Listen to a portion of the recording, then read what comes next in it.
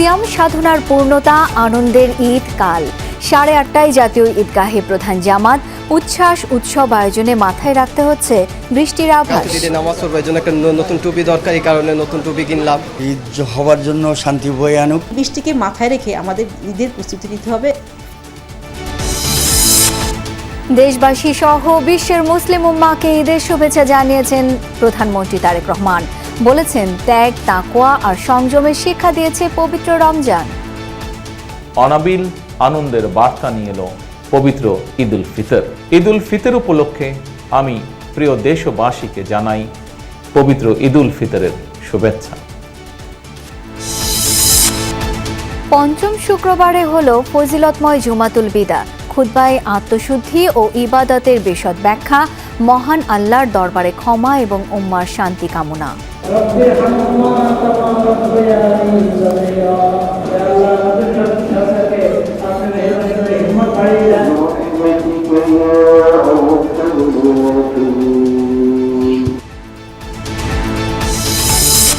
শেষ দিনে নৌ এবং রেলপথে স্বস্তির ঈদযাত্রা। সহজে মিলেছে বাসের টিকিট, মহাসড়কেও কম ছিল যানজটের ভোগান্তি। না, কোনো ঝামেলা নাই, সুন্দরভাবে যাচ্ছি। টিকিট পাইছি, গাড়িও আছে, রেলে আছে। জনসংখ্যা কম, এখন মনে করেন অত লোক নাই, ভিড় কম। আমার অনেক ভালো লাগছে। ভোগান্তি হলো পরিবারের সাথে ঈদ করার আনন্দটাই আলাদা। আল্লাহু আকবার, আল্লাহু আকবার। যুদ্ধ পরিস্থিতিতে সৌদি আরব সহ মধ্যপ্রাচ্যের দেশগুলোতে ঈদ উদযাপন। 60 বছরে প্রথমবার জামাত হয়নি আল আকসায়।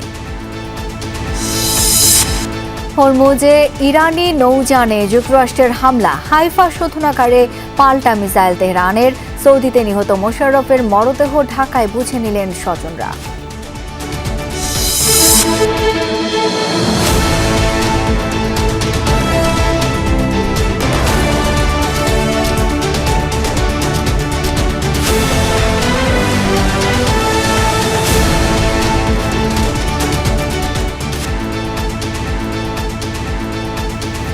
ঈদ মোবারক, আমন্ত্রণ সন্ধ্যার বাংলাদেশে, সাথে আছি আমি শাওন দত্ত। এতক্ষণ শিরোনামগুলো দেখছিলেন। দেশের আকাশে দেখা গেছে শাওয়াল মাসের চাঁদ। কক্সবাজার থেকে বিষয়টি নিশ্চিত করা হয়েছে। কাল পবিত্র ঈদ উল ফিতর, প্রিয়জনের হাসি মুখ দেখতে সব বাধা ডিঙিয়ে ঘরে ফিরছে লাখো প্রাণ। তবে মেঘলা আকাশ আর অঝোর বৃষ্টি বাগড়া দিতে পারে ঈদ উৎসবে, তেমন শঙ্কার কথা জানিয়েছে আবহাওয়া অধিদপ্তর। সেই হিসেবে প্রস্তুত জাতীয় ঈদগাহ, যেখানে রাষ্ট্রপতিকে সাথে নিয়ে প্রথমবারের মতো নামাজ আদায় করবেন প্রধানমন্ত্রী তারেক রহমান। এর মাঝে শেষ মুহূর্তের কেনাকাটায় ব্যস্ত সময় পার করছে রাজধানীবাসী।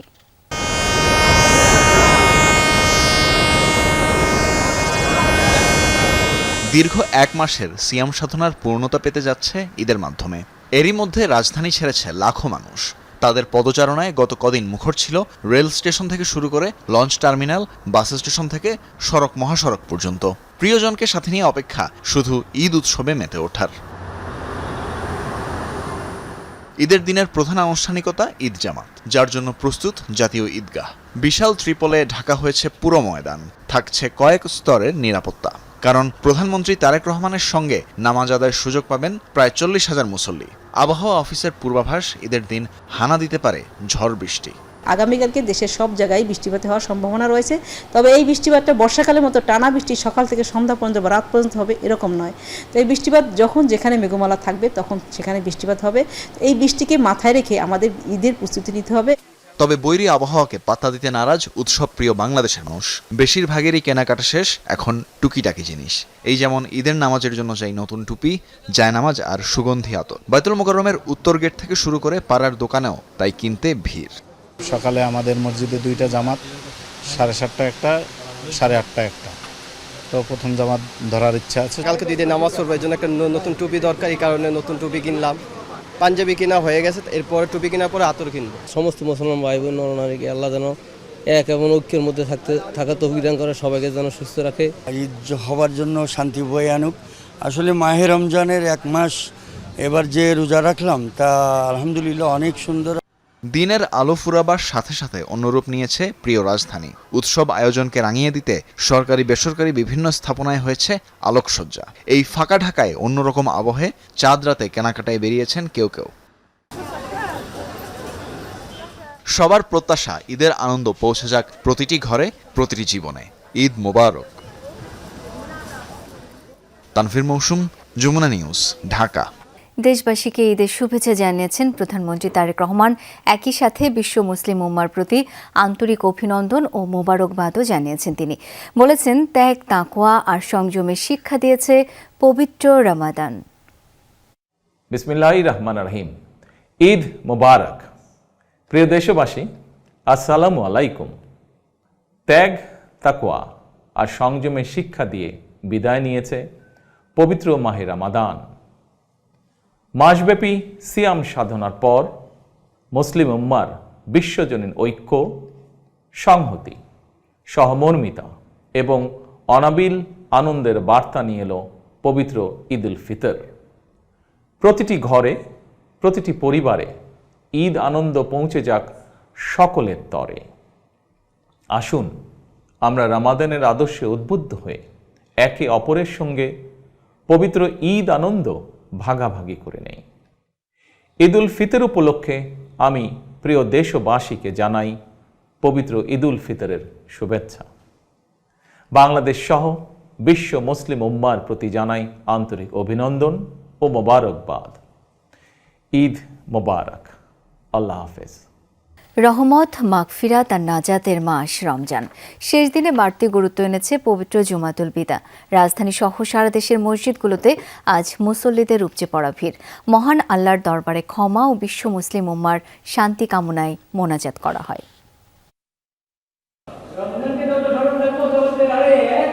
জুম্মাবারের সকাল থেকেই ধর্মপ্রাণ মুসল্লিদের গন্তব্য মসজিদ। রমজানের শেষ শুক্রবার হিসেবে দিনটি মুসলিম উম্মার কাছে অত্যন্ত তাৎপর্যপূর্ণ ও ফজিলতময়। আল্লাহ যেন আমার সকল রোজা কবুল করে নেয়। পৃথিবীর সমস্ত মুসলিম সবার যেন আল্লাহ মাফ করে দেয়। কালকে যদি ঈদ হয়ে যাইতো তাহলে তার ঈদ উমরা পাইতাম না। হেদায়েত দান করে সবাইকে এবং বিশ্বের সকল মুসলমান আমরা শান্তিতে থাকি, ভালোভাবে থাকি। ভুল ত্রুটি হয়েছে রমজান মাসে, এর থেকে মাফ করে আমাদেরকে জান্নাতুল ফেরদৌস নসিব করে। নানার জন্য দোয়া করব, তিনি যেন জান্নাতবাসী হন। ইনশাআল্লাহ 5টা জুমা পাইছি, অবশ্যই আল্লাহর রহমত আল্লাহ আমাদের উপরে খুব রহমত দিয়েছে, দেখেন সব ঠান্ডা করে দিয়েছে। রাজধানীর জাতীয় মসজিদ, বাইতুল মোকাররম সহ দেশের প্রতিটি মসজিদে ছিল মুসল্লিদের ঢল। খুতবায় রমজান মাসের ফজিলত, আত্মশুদ্ধি ও ইবাদতের গুরুত্ব বিশদভাবে ব্যাখ্যা করা হয়। দেশের সকল মানুষ যাতে সুখে শান্তিতে আমরা বসবাস করতে পারি। লঞ্চ দুর্ঘটনায় যে লোক নিহত হয়েছে এবং আহত হয়েছে তাদের জন্য দোয়া করছি। জুমাতুল বিদায়, জুমাতুল আখিরি জুমা যেটাকে বলে, এটা খুব তাৎপর্য জুমা। এই জুমা দোয়া কবুল হওয়ার জুমা। এদিনটি মুসল্লিদের কাছে আত্মসমালোচনা, তওবা ও আল্লাহর নৈকট্য লাভের এক বিশেষ সুযোগ। মুসল্লিরা তাদের ব্যক্তিগত গুনাহ মাফ চাওয়ার পাশাপাশি দেশ ও জাতির কল্যাণ এবং মুসলিম উম্মার ঐক্য ও শান্তি কামনা করে বিশেষ মোনাজাত করেন। 3 বছর পর এমন এক রোজা, যেই রোজায় 5টি শুক্রবার মানে 5টি জুমা। মুসল্লিরা নিজেদের ভাগ্যবান মনে করছেন এবার, এবং এই পবিত্র জুমাতুল বিদার যে দোয়া, সেই দোয়ায় তারা চাচ্ছেন তাদের অশ্রুতে মুছে যাবে সব গুনাহ আর পৃথিবী জুড়ে বিরাজ করবে শান্তি আর শান্তি। আখলাকুস সাফা, যমুনা নিউজ, বাইতুল মোকাররম জাতীয় মসজিদ, ঢাকা। ঈদের ছুটিতে শেষ সময়ে নির্বিঘ্নে রাজধানী ছাড়ছেন ঘরমুখো মানুষ। পরিবার, প্রিয়জনের সাথে ঈদ উদযাপনে রেল, সড়ক ও নৌপথে আজও দেখা গেছে মানুষের সমাগম। তবে গত কদিনের মতো উপচে পড়া চাপ নেই কোথাও। একই অবস্থা সড়ক পথেও। বাসের সহজলভ্যতার পাশাপাশি কমেছে মহাসড়কে যানজটের ভোগান্তি। সব মিলিয়ে শেষ দিনে স্বস্তির যাত্রায় খুশি সবাই। যানজটমুক্ত আর তুলনামূলক নিরাপদ বাহন হিসেবে দক্ষিণাঞ্চলের মানুষের ঘরে ফেরার বড় মাধ্যম লঞ্চ। তাই তো ঈদ যাত্রার শেষ দিনেও প্রিয়জনের কাছে ছুটে যেতে ভোর থেকেই মানুষের সরব উপস্থিতি সদরঘাট লঞ্চ টার্মিনালে। অনেক ভালো লাগছে যে সবার সাথে ঈদ করতে যাচ্ছি। ঈদ করতে যাচ্ছি, ঈদে অনেকদিন পর যাইতেছি বাবা মার কাছে, আর শাশুড়ি নানন সবার কাছে যাইতেছি বেড়াইতে, ভালো লাগতেছে। দক্ষিণ ও দক্ষিণ পূর্বাঞ্চলের 37টি রুটে সকাল 8টার পর থেকেই যাত্রী নিয়ে ছেড়ে যায় লঞ্চগুলো। বাড়তি ভাড়া নিয়ে নেই অভিযোগ অনুযোগ। অনাকাঙ্ক্ষিত দুর্ঘটনা এড়াতে তৎপর আইনশৃঙ্খলা রক্ষাকারী বাহিনীর সদস্যরা। রাস্তা থেকে শুরু করে সম্পূর্ণ ক্লিয়ার ছিল, আসতে কোনো জ্যামজাট পোহাতে হয় নাই এবং লঞ্চের যে ডিসিপ্লিনটা আলহামদুলিল্লাহ মানে অনেক অনেক বেটার। পরিবারের সাথে ঈদ করার আনন্দটাই আলাদা, তাই শত ভোগান্তি পেরিয়ে পরিবারের সাথে একসাথে ঈদ করতে যাব, এটা অনেক আনন্দের বিষয়। ঈদ যাত্রার সবচেয়ে জনপ্রিয় মাধ্যম ট্রেন। জীবনের ঝুঁকি নিয়ে যেখানে চড়ে ঈদে প্রিয়জনের কাছে যায় মানুষ, তবে গেল কদিনের চিরচেনা সেই দৃশ্য অনুপস্থিত শেষ দিনের ঈদ যাত্রায়। নেই হাঁকডাক, নেই টিকিট না পাওয়া বা পেয়েও ট্রেনে চড়তে না পারার ক্ষোভ আক্ষেপ। 30 রমজানের টিকিট অগ্রিম না দেয়ায় শুক্রবার যারা ঢাকা ছেড়েছেন তারা ঝামেলা ছাড়াই টিকিট নিয়েছেন বৃহস্পতিবার। স্বাচ্ছন্দ্য বোধে আর কি, লোক সংখ্যা কম, জনসংখ্যা কম, এখন মনে করেন অত লোক নাই, ভিড় কম। গ্রামে যাওয়ার কথা ছিল আর কি 19 তারিখে বা 18 তারিখে, বাট তখন আর কি ওয়েবসাইটে দেওয়া ছিল যে নাকি 20 তারিখে যদি যাই তাহলে আর কি আপনার কালকে রাতেই দেয়া দিবে আর কি। আমার গতকাল যাওয়ার মতো অবস্থা ছিল না, আমার পেশেন্ট আছে ঢাকাতে। শেষ দিনে সড়কপথের অবস্থাও কিছুটা উন্নতি হয়েছে। টার্মিনালগুলোতে চিরচেনা ভোগান্তি নেই ঠিকই, কিন্তু বাড়তি ভাড়া আদায়ের অভিযোগ ছিল কিছুটা। মহাসড়কের কোথাও কোথাও ভুগিয়েছে যানবাহনের ধীরগতি। জামজট আছে, বাচ্চা আছে শুধু, এই কারণে বেশি একটু ঝামেলা কমলে যাবো আর কি। ভাড়া যেটা আগের ভাড়া ওইটাই নেই। 750 টাকা রংপুর, 100 টাকা বেশি নেই। কোনো সমস্যা হয়নি, ঠিক মতো কথার সাথে কাজের সাথে মিল আছে। হ্যাঁ, টিকিট পাইছি, গাড়ি সিরিয়ালে আছে। ঈদ আনন্দের সুখস্মৃতি নিয়ে দিন 4 পরে আবারও জাদুর শহরে ফিরবে ঘরে ফেরা মানুষ, সে প্রত্যাশায় ঈদ মোবারক। রিয়াজ রায়হান, যমুনা নিউজ, ঢাকা। এবার জেনে নেব ঈদযাত্রার খবর। সদরঘাট লঞ্চ টার্মিনাল থেকে যুক্ত হচ্ছেন সহকর্মী এম এ আজিজ। আজিজ, ঈদের আগের রাতে লঞ্চে যাত্রী চাপ কেমন দেখছেন?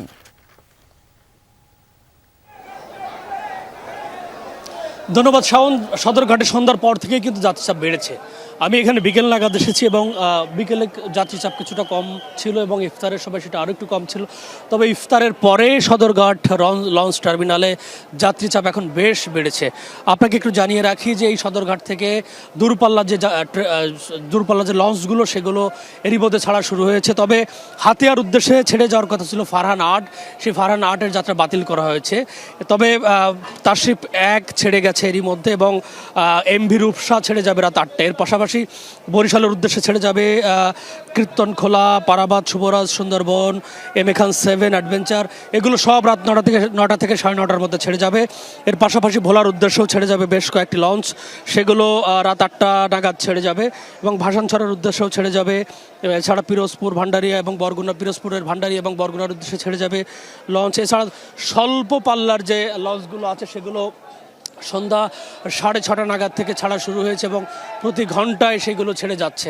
আমি আপনাকে জানিয়ে রাখি যে যাত্রীদের মধ্যে কিছুটা উদ্বেগ কাজ করেছে এই ওয়েদার আপডেট নিয়ে। আবহাওয়া পরিস্থিতি কেমন তারা সেটা আমাদের কাছে জানতে চাচ্ছেন এবং তারা বলছে যে কেমন থাকতে পারে নদীর অবস্থা। আমি যেটি তাদেরকে জানিয়েছি যে আবহাওয়া অফিস থেকে সেভাবে কোনো সিগন্যাল না থাকলেও আবহাওয়া পরিস্থিতির কারণে হয়তো নদীতে কিছুটা স্রোত বা কিছুটা ঢেউ থাকতে পারে, তবে সেগুলো নিয়ে খুব বেশি টেনশন নেই বলছেন লঞ্চের যারা চালক আছেন তারা। এম এ আজিজ, অনেক ধন্যবাদ আপনাকে। দর্শক, আমার আরেক সহকর্মী লাভলি বিথিও সঙ্গে আছেন, রাজধানীর বিমানবন্দর রেল স্টেশনে আছেন তিনি। বিথি, শেষ সময়ে এসে স্টেশনে যাত্রীর চাপ কেমন দেখছেন এই মুহূর্তে?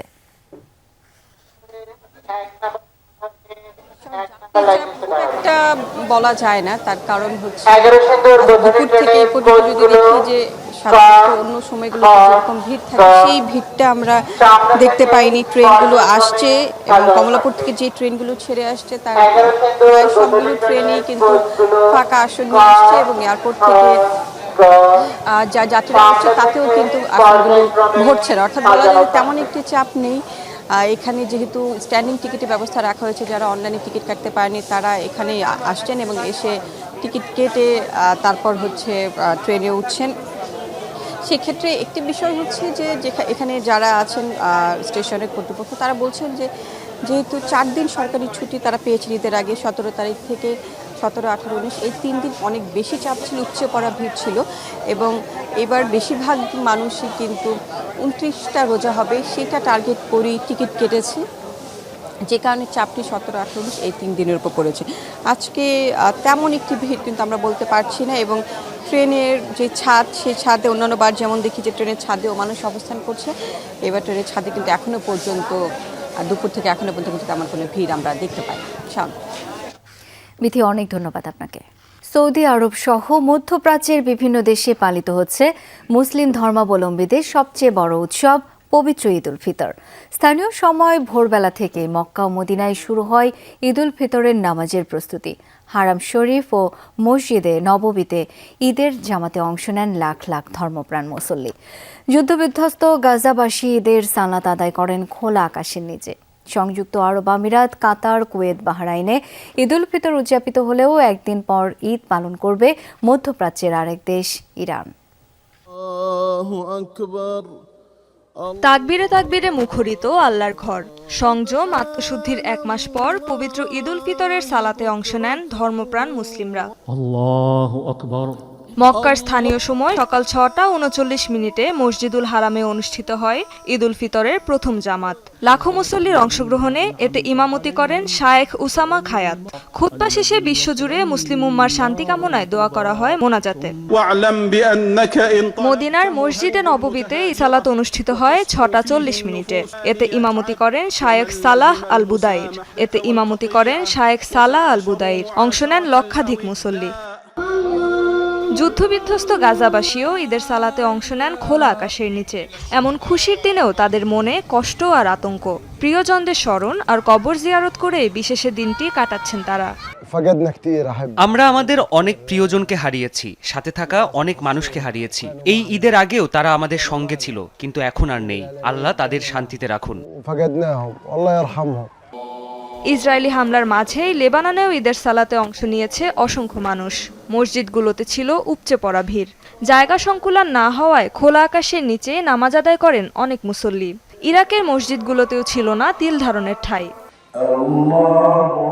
মধ্যপ্রাচ্যের আরেক দেশ মিশরেও উৎসবমুখর পরিবেশে উদযাপিত হচ্ছে ঈদ উল ফিতর।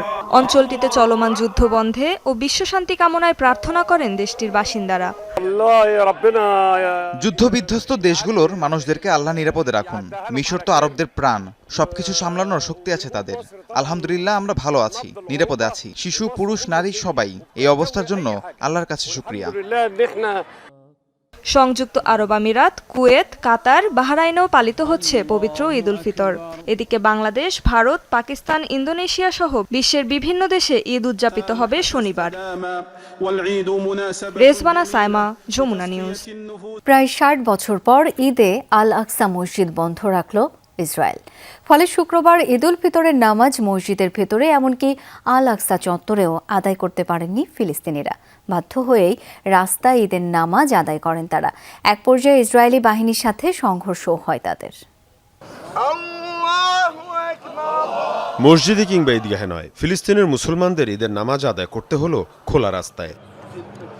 ঈদ উল ফিতরের দিন সকাল থেকে পুরো আল আকসা মসজিদ চত্বর জুড়ে ব্যাপক কড়াকড়ি আরোপ করে ইসরায়েলি বাহিনী। ফলে মসজিদের ভেতরে নামাজ আদায়ের সুযোগ পাননি ফিলিস্তিনিরা। নজিরবিহীন এই ঘটনা 1967 সালের পরেই প্রথম। আমরা তো এখানে কোনো লড়াই করতে আসিনি, মুসলমান হিসেবে শুধু নামাজ আদায় করতে এসেছিলাম। ক্ষুব্ধ মুসল্লিরা মসজিদে জোর করে প্রবেশ করতে চাইলে তাদের উপর হামলা করে ইসরায়েলি বাহিনী। ছোড়া হয় টিয়ার গ্যাস। প্রতি বছরই ঈদে আল আকসায় নামাজ আদায় করতে আসি, এবারও এসেছিলাম, কিন্তু ভেতরে প্রবেশ করতে দেওয়া হয়নি আমাদের। ইরান যুদ্ধের পর থেকে নিরাপত্তার অজুহাত দেখিয়ে বন্ধ রাখা হয়েছে মুসলমানদের প্রথম কেবলা মসজিদুল আকসা। মীর মুশফিক আহসান, যমুনা নিউজ। সারা দেশে চলছে ঈদ উল ফিতরের জামাতের শেষ মুহূর্তের প্রস্তুতি। কয়েক স্তরের নিরাপত্তা ব্যবস্থার পাশাপাশি বৈরী আবহাওয়া মোকাবেলায় সবখানেই নেওয়া হয়েছে বিকল্প ব্যবস্থা। দেশের অন্যতম বৃহৎ ঈদ জামাত অনুষ্ঠিত হবে কিশোরগঞ্জের শোলাকিয়ায়। সকাল 10টায় হবে প্রথম জামাত। দেশ বিদেশের লাখো মুসল্লির জন্য বিশেষ 2টি ট্রেন ভৈরব ও ময়মনসিংহ থেকে জামাতের আগে ও পরে চলাচল করবে। লক্ষাধিক মুসল্লি নামাজ পড়বেন দিনাজপুরের গৌড়ে শহীদ ময়দানে। ঈদের জামাত শুরু হবে সকাল 9টায়। চট্টগ্রামের প্রধান জামাত অনুষ্ঠিত হবে জমিয়তুল ফালাহ ময়দানে। ময়দানে, সিলেটের শাহী ঈদগাহ ময়দান এবং রংপুর মহানগরীর কালেক্টরেট ঈদগাহ মাঠে সকাল 8:30টায় অনুষ্ঠিত হবে ঈদ জামাত। এছাড়া রাজশাহীতে হযরত শাহ মখদুম রহমতুল্লাহ আলাইহি কেন্দ্রীয় ঈদগাহ মাঠ, বরিশালে হেমায়েতুদ্দিন ঈদগাহ মাঠ এবং খুলনায় সার্কিট হাউস ময়দানে ঈদের প্রধান জামাত অনুষ্ঠিত হবে সকাল 8টায়। মধ্যপ্রাচ্য যুদ্ধ পরিস্থিতিতে আটকে পড়া বাংলাদেশিরা ফিরে আসতে চাইলে বিশেষ ব্যবস্থায় তাদের দেশে আনার ব্যবস্থা করবে সরকার। সৌদি আরবে ক্ষেপণাস্ত্র হামলায় নিহত মোশাররফের মরদেহ হস্তান্তর করার সময় শাহজালাল বিমানবন্দরে এই তথ্য জানিয়েছেন পররাষ্ট্র প্রতিমন্ত্রী শামা ওবায়েদ। একই সময় প্রবাসী কল্যাণমন্ত্রী জানান, মোশাররফ সহ এ পর্যন্ত নিহত 5 বাংলাদেশির পরিবারের দায়িত্ব নেবে সরকার। ঈদের একদিন আগে অনেকের মতো পরিবারের কাছে ফিরেছেন মোশাররফ, কিন্তু তার ফেরাটা ভিন্ন রকম। হাসি আনন্দের বদলে স্বজনদের কাছে আসলেন নিথর দেহে। মধ্যপ্রাচ্য যুদ্ধে ক্ষেপণাস্ত্র হামলায় নিহত হতভাগ্যদের মিছিলে নাম উঠেছে প্রবাসী এই রেমিটেন্স যোদ্ধার। আধা ঘন্টা 1 ঘন্টা আগেও কথা বলছে বাড়িতে যে আমি সামনে ইফতার করব, আধা ঘন্টা সময় আছে, তো কালকে কিছু পয়সা পাতি পাঠাবো বাচ্চা কাচ্চার জন্য, তুমি কিছু কেনাকাটা করে দিও। তো আল্লাহ তাআলা এটা আর করতে দিল না, ওনাকে নিয়ে নিছে। পরিবারটা একেবারেই দুর্বল, নিঃস্ব, ওনার বৃদ্ধ বাবা মা করে, ঠিক আছে। পরিবারের একমাত্র আয়ের উৎস উনি ছিল। আমাদের মাননীয় প্রধানমন্ত্রী জনাব তারেক রহমানের নির্দেশক্রমে যে দীর্ঘমেয়াদী সহায়তা, সেই বিষয়টা আমাদের প্রবাসী কল্যাণমন্ত্রী বলেছেন। মোশাররফের মতো নিহত 5 জনের মরদেহ এসেছে বাংলাদেশে। তাদের পরিবারগুলোকে সব ধরনের সহায়তা নিয়ে পাশে থাকার নির্দেশ দিয়েছেন প্রধানমন্ত্রী তারেক রহমান। সাময়িকভাবে তাদেরকে আমরা আর্থিক সহযোগিতা করব এবং পাশাপাশি তাদের বাচ্চাদের লেখাপড়ার ব্যবস্থা করব। তাদের পারিবারিক অবস্থা বুঝে আমরা যা যা করার আমরা সংশ্লিষ্ট, এবং তাছাড়া আমাদের আইডেন্টিফাই করতে হবে তাদের ফ্যামিলি মেম্বার কতজন কারা আছে। এছাড়াও যুদ্ধ পরিস্থিতিতে আটকে পড়া প্রবাসীরা চাইলে তাদের বিশেষ ব্যবস্থায় ফিরিয়ে আনা সহ সম্ভাব্য সব ধরনের সহায়তার কথা জানান পররাষ্ট্র প্রতিমন্ত্রী শামা ওবায়েদ। প্রত্যেকটা দেশে আমাদের মিশনগুলো 100% কাজ করছে এবং যারা যারা আসা সম্ভব, ফেরত আনা সম্ভব, তাদেরকে আমরা ফিরিয়ে নিয়ে আসবো এবং পরিস্থিতি অনুযায়ী আমরা সেটা করব। আমাদের সংশ্লিষ্ট মন্ত্রণালয়গুলো এখানে আমরা রেডি আছি, সচেষ্ট আছি এবং সেই লক্ষ্যে আমরা কাজ করে যাচ্ছি। ইরান ইসরায়েল আমেরিকা যুদ্ধে মধ্যপ্রাচ্যের বিভিন্ন দেশে আটকে পড়া প্রায় 1000 বাংলাদেশিকে ফিরিয়ে এনেছে সরকার। আব্দুল্লাহ তুহিন, যমুনা নিউজ, ঢাকা। ইসরায়েলের হাইফা তেল শোধনাগার লক্ষ্য করে ভয়াবহ হামলা চালিয়েছে ইরান। যুদ্ধ শুরুর পর এখন পর্যন্ত 66 দফায় ইসরায়েলের হাইফা ও আশদোদে জ্বালানি স্থাপনা টার্গেট করে ক্ষেপণাস্ত্র ছোড়ে আইআরজিসি। প্রয়াত হিজবুল্লাহ প্রধান হাসান নাসারুল্লাহর নাম অনুসারে তৈরিকৃত নতুন মিসাইল দিয়ে চালানো হয় এসব হামলা। ভয়াবহ অগ্নিকাণ্ডের শিকার হয়েছে কুয়েতের মিনা আল আহমাদি তেল শোধনাগার। শুক্রবার ভোরে ড্রোন হামলার পর আগুন ধরে যায় স্থাপনাটির বেশ কয়েকটি ইউনিটে। এছাড়া বন্ধ করে দেওয়া হয় অনেকগুলো ইউনিট। ইরানেও চলছে যৌথ বাহিনীর মুহুর্মুহু হামলা। শুক্রবার ভোর রাতে তেহরানে 4 থেকে 5 দফায় বিমান হামলা চালিয়েছে আইডিএফ। আক্রমণের শিকার হয়েছে পশ্চিমের কারাজ, দক্ষিণের কেরমান এবং হরমুজগান প্রদেশ। হরমুজ প্রণালীতে আইআরজিসির একাধিক নৌযানে হামলা চালিয়েছে যুক্তরাষ্ট্র। ওয়াশিংটনের দাবি, মাইন বসানোর কাজে নিযুক্ত 44টি ইরানি জাহাজ ধ্বংস করেছে ওয়াশিংটন। এছাড়াও তেহরানের আরও 120টি জাহাজ নিশ্চিহ্নের দাবি করেছে পেন্টাগন। মার্কিন ইসরায়েলি যৌথ হামলায় নিহত হয়েছেন ইরানের বিপ্লবী গার্ড আইআরজিসির মুখপাত্র আলী মোহাম্মদ নাইনি। শুক্রবার এ তথ্য নিশ্চিত করেছে ইরানের রাষ্ট্রায়ত্ত সংবাদ মাধ্যম। এক বিবৃতিতে আইআরজিসি জানায়, ভোরবেলা যৌথ বাহিনীর সন্ত্রাসী হামলায় শহীদ হয়েছেন নাইনি। মৃত্যুর কয়েক ঘন্টা আগে যুক্তরাষ্ট্রের দিকে চ্যালেঞ্জ ছুড়ে দিয়েছিলেন তিনি। মধ্যপ্রাচ্য পরিস্থিতি স্বাভাবিক না হলে ঈদের পর জ্বালানি ও বিদ্যুৎ সংকট তীব্র হতে পারে বলে আশঙ্কা করছেন বিশ্লেষকরা। তাদের পূর্বাভাস, আগামী মাসে জ্বালানি তেল, গ্যাস সবকিছুর দাম বাড়াতে হবে সরকারকে। তা না হলে বিপুল পরিমাণ ভর্তুকি দেয়া অর্থনীতির জন্য কঠিন চ্যালেঞ্জ হবে বলেও ধারণা তাদের। সংকট সামলাতে এখনই সরকারকে সম্ভাব্য করণীয় নির্ধারণের পরামর্শ দিচ্ছেন তারা।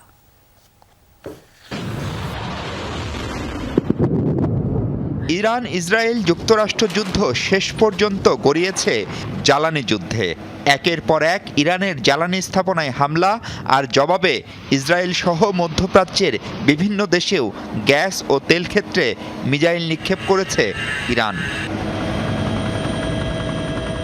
আর যুদ্ধের শুরুর দিকেই হরমুজ প্রণালীতে জাহাজ চলাচল বন্ধ করায় তার প্রভাব পড়েছে পুরো বিশ্বেই। এরই মধ্যে অস্থির জ্বালানি তেলের আন্তর্জাতিক বাজার, ব্যারেল প্রতি দাম উঠেছে $120 পর্যন্ত। ফলাফল, এরই মধ্যে 39টি দেশে বেড়েছে জ্বালানি তেলের দাম। পরিস্থিতি মোকাবেলায় নানা সাশ্রয়ী উদ্যোগ নিয়েছে বিভিন্ন দেশ। নতুন সরকার, রমজান সব মিলিয়ে এখনও জ্বালানি তেলের দাম বাড়ায়নি বাংলাদেশ, কিন্তু এপ্রিলের আগে যে দাম সমন্বয় হবে তা নিশ্চিত। দাম যদি জাস্ট 50% বেড়ে যাবে, এই $12-13 বিলিয়ন $19 বিলিয়ন চলে যাবে এই বছর। আমাদের তো ফরেন রিজার্ভ খুব শক্তিশালী অবস্থায় নাই, এই সাপ্লাই কিন্তু আরো বড় আকারে ডিসরাপশন হবে। তখন দাম তো পরের কথা, কৃচ্ছ্রতা সাধনের পরেও যেই জায়গাগুলো আসলে বন্ধ করা যায় না ম্যান্ডেটরি, সেই জায়গার জন্য প্রপার তেল পাবো নাকি বা গ্যাস পাবো নাকি, এটা নিয়ে এখন শঙ্কা সৃষ্টি হচ্ছে। নিঃসন্দেহে ঈদের পরে হয়তো একটা সিদ্ধান্ত নিতে হতে পারে যে আমাদের তেলের দাম বাড়াতে হবে। এটার বড় কারণ হলো যে আগে যেই সরবরাহটা ছিল সেটা হয়তো আমরা পূর্বের দামে পেয়েছি, সেখান থেকে এখন আমাদের যে দামটা আছে এইটা বাড়ানোর একটা প্রক্রিয়া হয়তো আমাদের শুরু করতে হবে। আশঙ্কা আছে আরও আসছে গরমে স্বাভাবিকভাবেই বাড়বে বিদ্যুতের চাহিদা। প্রশ্ন হলো, চাহিদা অনুযায়ী উৎপাদনের জ্বালানি মিলবে তো? 10 দিন ধরে দিনে এই গুলশান বাড়িধারা এলাকাতেই দুবার তিনবার ইলেকট্রিসিটি যাচ্ছে, খুব বেশি সময়ের জন্য না, 15 মিনিট আধা ঘন্টা। তো হয়তো এর মানে দেশের অন্যান্য জায়গায় হয়তো আরো বেশি লোডশেডিং হচ্ছে।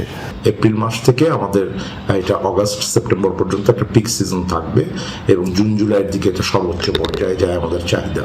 বিদ্যুতের উৎপাদন যেমন ক্ষতিগ্রস্ত হতে পারে, পরিবহন এবং কৃষির মতো জায়গাগুলো ক্ষতিগ্রস্ত হতে পারে, এবং আরেকটা হলো যে গ্যাসের সরবরাহের ক্ষেত্রেও কিন্তু একই বিষয়টা প্রযোজ্য।